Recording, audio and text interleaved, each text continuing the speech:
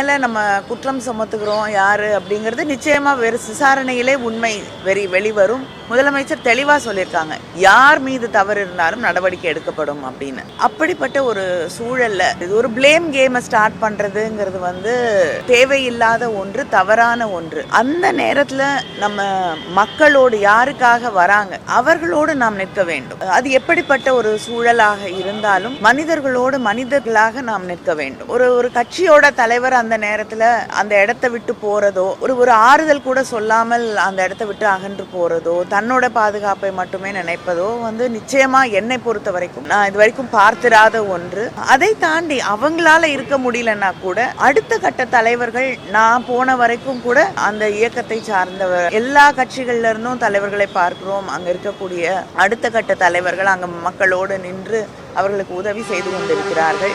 திராவிட முன்னேற்ற கழகத்தில இருந்தும் அங்கே இருக்கக்கூடிய தொண்டர்கள் மக்களுக்கு உதவி செய்து கொண்டிருக்கிறார்கள். ஆனால் அடுத்த கட்டத்தில் இருக்கக்கூடிய மாவட்ட கழகத்தில் இருக்கக்கூடியவர்களோ அடுத்த கட்ட தொண்டர்களோ கூட அந்த மக்களுக்கு உதவி செய்யாத ஒரு சூழலை பார்க்கும் பொழுது அது மனிதாபிமானம் இல்லை அப்படிங்கிறது தான் எனக்கு சொல்ல தோணுது.